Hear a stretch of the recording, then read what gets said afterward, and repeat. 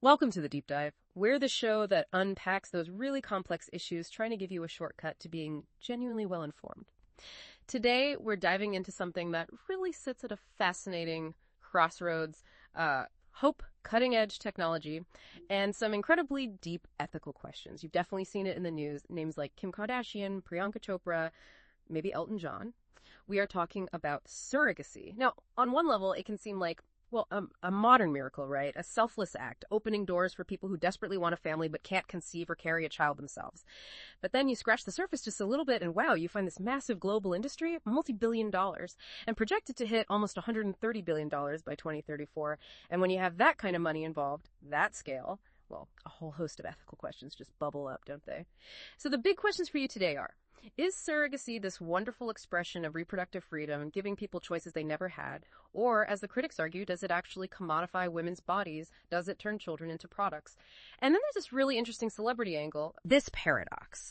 What do we make of wealthy celebrities, often championing social justice, women's rights, participating in a system that critics say exploits poor, vulnerable women? So our mission today, define it clearly, dig into those powerful arguments for and against, and really try to analyze that celebrity paradox that makes this whole topic so compelling. Okay, so let's start unpacking. Before we get tangled in the ethics, which we definitely will, let's just get a really clear picture. What exactly is surrogacy? All right, good place to start. So at its core, surrogacy is basically a reproductive arrangement. A woman, the surrogate, agrees to carry and give birth to a child for someone else, the intended parents. But it's crucial to understand there are really two distinct types. Okay. First, there's traditional surrogacy. Now, this is the older way.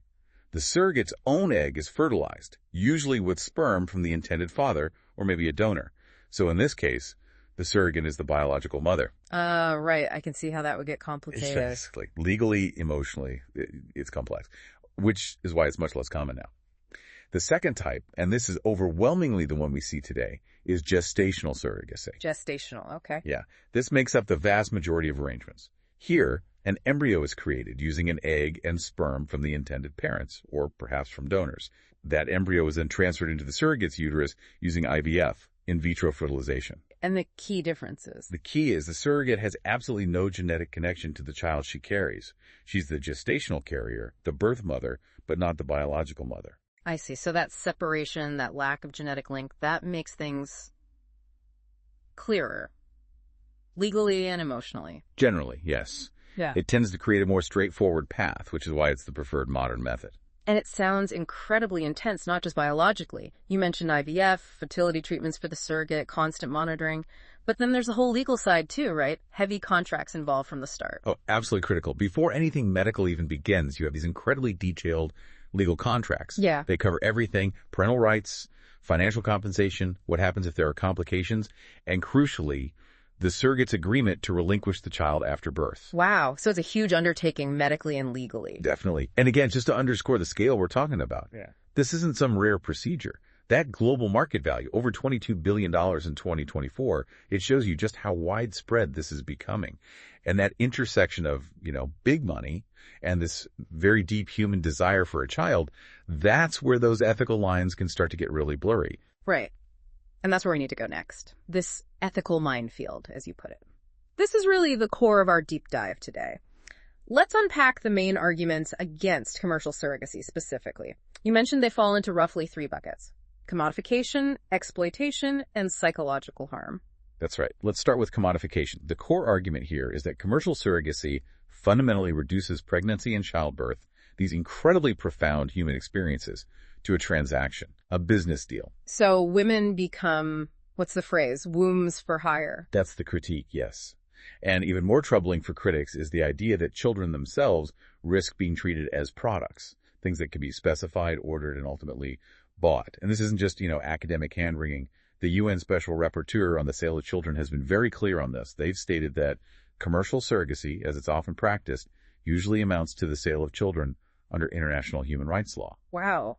The sale of children, that's incredibly strong language. How do they justify that claim? Their argument is that the payment being made isn't truly for a service, like renting an apartment or hiring a lawyer. It's fundamentally tied to the transfer of the child.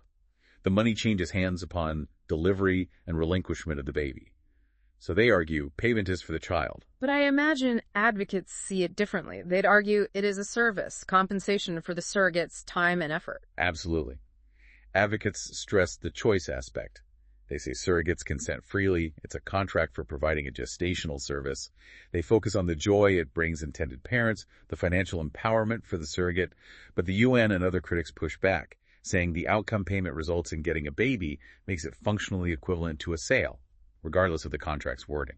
And you do sometimes see examples that seem to fit that consumer mindset critique, don't you? I remember reading about Paris Hilton mentioning having 20 embryos frozen, but wanting more because they were all boys. It kind of feeds into that idea of custom ordering. Exactly. That kind of language, however casually intended, really highlights the concern that the process can be stripped of its humanity, reframed as a market exchange where you select traits. It forces you to confront this fundamental question. Can we really put a price tag on pregnancy and birth without changing what they mean? Okay, so that's commodification. What about the second point, exploitation? This focuses squarely on the power dynamics. Yeah. Almost invariably, you have wealthier intended parents, often from developed countries, Right. paying women who are in much more precarious financial situations, often from lower socioeconomic backgrounds, sometimes in developing nations. So the core question becomes about consent, doesn't it? Precisely. Is it truly a free choice? Right. If a woman is facing dire economic hardship, is a payment that could be life-changing truly an uncoerced decision? Mm-hmm. Or does the financial pressure itself become a form of coercion? Can genuine informed consent exist under those circumstances? And this plays out globally with what's often termed reproductive tourism. Where people travel for surrogacy. Yes. Wealthy individuals, or couples from, say, Western Europe or North America, travel to countries where surrogacy is cheaper, less regulated. Think places like historically India or Thailand, or more recently Georgia or Ukraine before the war. And researchers point out that this entire system often depends on finding women with, quote, high levels of socioeconomic vulnerability. It sounds like it risks replicating old colonial patterns almost. Outsourcing biological labor. That's exactly the critique. That is, outsourcing reproduction to the global south or less affluent populations. And there was that study you mentioned on Indian surrogates before their laws changed. It really highlighted this power imbalance. It did. It found that while these women weren't necessarily the absolute poorest, the economic pressure was immense. And crucially, they often had very little say over decisions about their own bodies during the pregnancy, things like medical procedures, diet, even decisions around birth. The system seemed heavily weighted in favor of the intended parents, the buyers. Okay, so commodification, exploitation, and the third concern was psychological harm. Yes. And this affects potentially everyone involved. For the surrogate, carrying a child for 9 months, bonding with it, and then having to relinquish it, that can take a significant emotional toll. Grief, feelings of loss, depression. These are reported. They often have to consciously suppress those natural bonding instincts. That's a heavy psychological burden to carry. And for the children, is there research on that? It's still an emerging field, but yes, there are some findings raising potential concerns.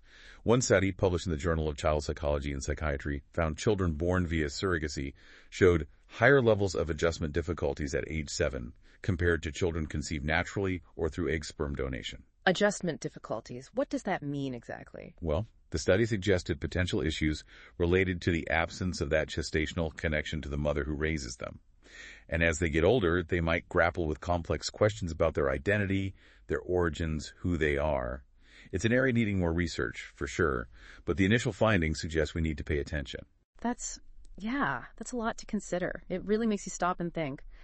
So, just to recap this ethical minefield segment, we're talking about potentially turning life into a commodity, a serious risk of exploiting vulnerable people due to economic inequality, and the potential for deep, lasting psychological impacts on surrogates and possibly the children themselves. That sums up the core ethical objections, yes. Now, these arguments are powerful, but they take on this whole other dimension when they collide with celebrity culture, don't they? Because when stars like Kim Kardashian or Rebel Wilson or Priyanka Chopra and Nick Jonas announce they've had a child via surrogate, it gets huge attention. It absolutely normalizes it. It does.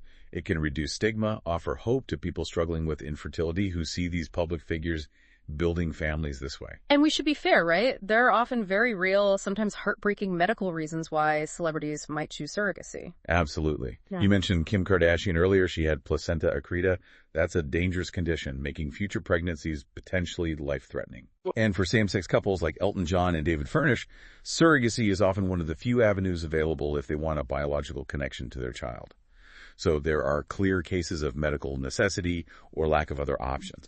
And here's where the controversy really seems to flare up. It's when surrogacy appears to be less about necessity and more about, well, convenience. There were those reports, unconfirmed but widely circulated, about Priyanka Chopra and Nick Jonas using a surrogate because their schedules were just too busy for a pregnancy.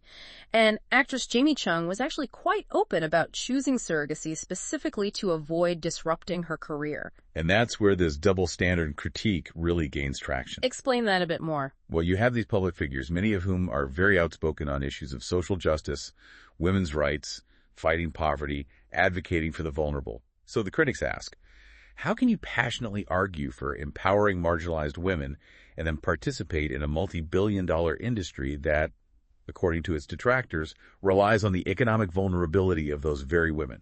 It's a direct contradiction in their eyes. Exactly. The writer Taslima Nasreen put it very, very bluntly. She said, essentially, surrogacy is possible because there are poor women. Rich people always want the existence of poverty for their own interests. And she went further, saying she wouldn't accept it morally until rich women become surrogate moms. Her point being, this is a service the rich buy from the poor. It doesn't flow the other way. That's a stark framing. And sometimes you even hear a reflection of this discomfort from the celebrities themselves. I remember Khloe Kardashian, after using a surrogate for her second child, admitted on her show she felt the whole thing was transactional. And she said she felt guilty that this woman just had my baby. That kind of unguarded moment really seemed to capture the ethical tension, didn't it? Even for someone participating in it. It really did. And it connects to broader academic ideas, like Ilan Kapoor's concept of celebrity humanitarianism, or sometimes called decaf capitalism. Yeah.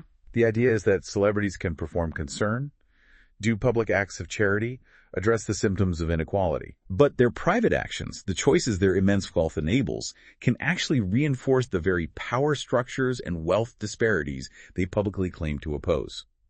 Using commercial surrogacy can be seen as an example of this, a private choice enabled by wealth that potentially relies on the less privileged. So their personal choices seem to undercut their public message. That's the argument, yes. It creates this dissonance. And this whole celebrity paradox, these ethical tensions, they're playing out against a backdrop of global laws that are, well, you called it a mess earlier, and that seems about right. There's no global agreement at all. Not even close. It's a complete patchwork, which absolutely creates loopholes and enables potential exploitation. You can broadly lump countries into three categories. Okay, what are they? First, you've got permissive jurisdictions. Places like the U.S., though it varies hugely state by state, and countries like Georgia and Ukraine before the war, which actively allow and regulate commercial surrogacy. They become international destinations for it. Got it. Hubs for surrogacy. Second, you have countries with a total ban. France, Germany, Italy, Spain. Many European nations prohibit all forms of surrogacy, commercial or altruistic. They often view it as contrary to human dignity. A complete opposite stance. Right. And then third, there's a kind of middle ground. The altruistic only model. This is what you see in the UK, Canada, Australia. Here, a surrogate can be reimbursed for reasonable expenses, medical bills, travel, lost wages, but she cannot be paid a separate fee for carrying the child.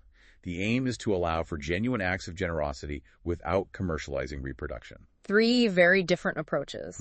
And this lack of consistency, you're saying it fuels surrogacy tourism. Absolutely. If it's illegal or prohibitively expensive where you live, people will forum shop.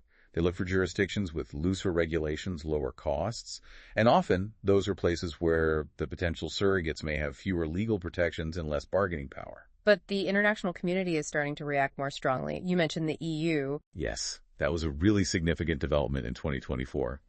The European Union officially identified the exploitation of surrogacy as a form of human trafficking in a new directive aimed at combating trafficking.